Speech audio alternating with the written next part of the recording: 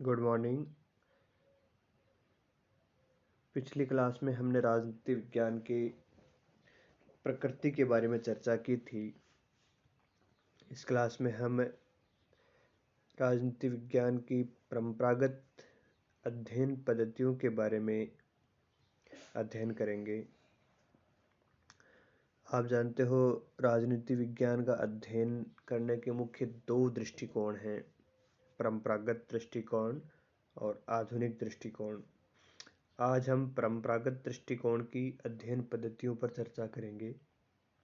तो उससे पहले अपन देखते हैं परंपरागत दृष्टिकोण क्या होता है। कौन कौन से विद्वानों ने परंपरागत दृष्टिकोण के आधार पर राजनीति विज्ञान का अध्ययन किया है।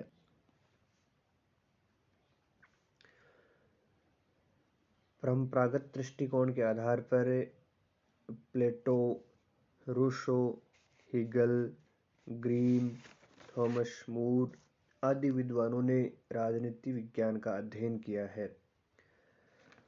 परंपरागत दृष्टिकोण से तात्पर्य ऐसे दृष्टिकोण हैं जिसमें विद्वानों ने स्वयं के विचार, आदर्श, कल्पनाएं एवं अपनी मान्यताओं के आधार पर राजनीतिक सिद्धांत एवं निष्कर्ष प्रतिपादित किए थे।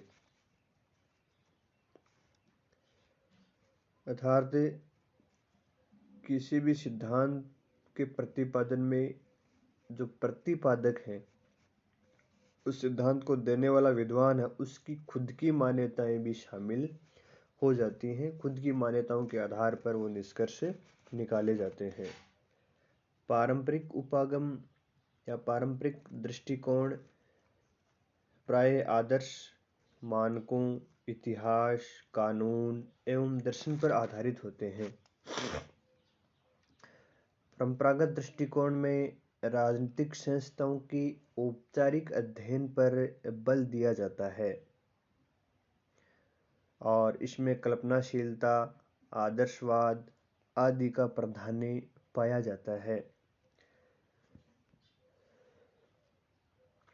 परंपरागत दृष्टिकोण के दार्शनिकों ने भिन्न भिन्न अध्ययन पद्धतियों का प्रयोग किया है। जैसे प्लेटो ने तर्क को महत्व दिया था, कौटिल्य एवं अरस्तु ने तुलनात्मक, ऐतिहासिक और अनुभव को प्राथमिकता दी थी। इसी प्रकार मध्ययुगीन ईसाई विचारकों ने धर्म आधारित अध्ययन पद्धतियों से पारंपरिक दृष्टिकोण का अध्ययन किया था। तो आइए हम देखते हैं परंपरागत दृष्टिकोण की कौन कौन सी अध्ययन पद्धतियां हैं। परंपरागत दृष्टिकोण की 5 अध्ययन पद्धतियां बताई गई हैं। ऐतिहासिक, दार्शनिक, तुलनात्मक, विधिक और निगमनात्मक अध्ययन पद्धति। आइए हम सबसे पहले ऐतिहासिक पद्धति के बारे में चर्चा करते हैं। ऐतिहासिक पद्धति के प्रमुख विचारक हैं मैकियावेली, मॉन्टेस्क्यू, बर्क, बोंदा, सेबाइन, मार्क्स, सीले, फ्रीमैन। आप इनको साथ साथ में लिख भी सकते हो। वीडियो को पॉज करके आप विचारकों के नाम लिख सकते हो।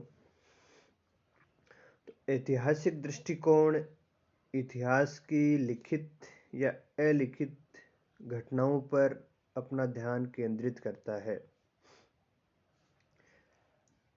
लेकिन जो ऐतिहासिक घटनाएं हैं वो राजनीतिक रूप से महत्वपूर्ण होने चाहिए और ये घटनाएं जो इतिहास में घटी हैं वो राजनीति विज्ञान की परिकल्पनाओं एवं सिद्धांतों के निर्माण के लिए ही आधार सामग्री प्रदान करती हैं। क्योंकि आप जानते हो, राजनीति विज्ञान के सिद्धांत एवं निष्कर्ष ऐतिहासिक घटनाओं पर ही आधारित होती हैं। संक्षेप में हम कह सकते हैं कि ऐतिहासिक दृष्टिकोण का अर्थ है इतिहास से प्राप्त तथ्यों की सहायता से राजनीति का अध्ययन करना। जो ऐतिहासिक दृष्टिकोण है वो मूल रूप से अपना समस्त विश्लेषण इतिहास के माध्यम से ही करता है।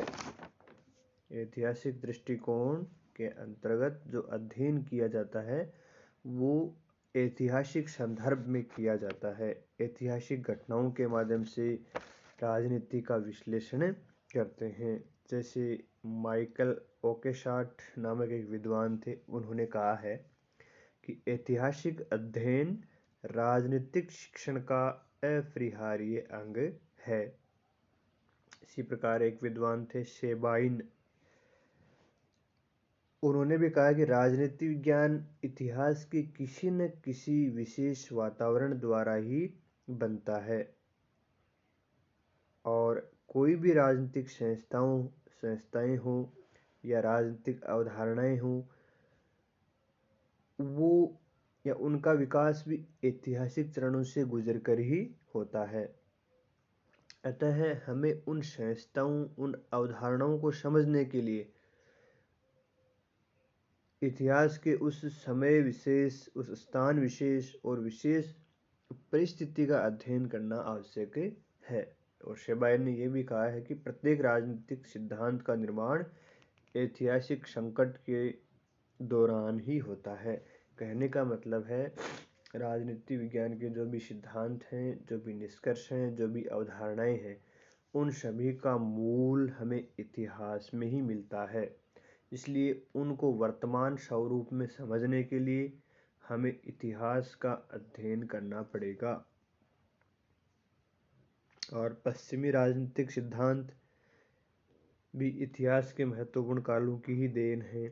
जैसे प्लेटो और अरस्तु, मैकियावली, हॉब्स, लॉक और रूसो, ये विद्वान भी अपने ऐतिहासिक काल से प्रभावित हुए हैं।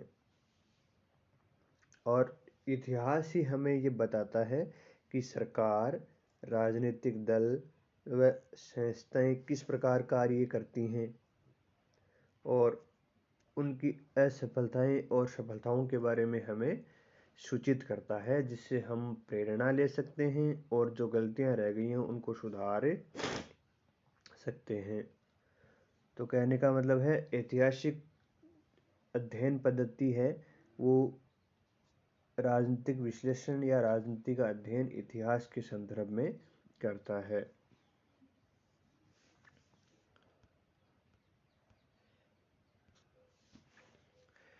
आइए अब दूसरी अध्ययन पद्धति के बारे में चर्चा करते हैं। दूसरी अध्ययन पद्धति है दार्शनिक पद्धति।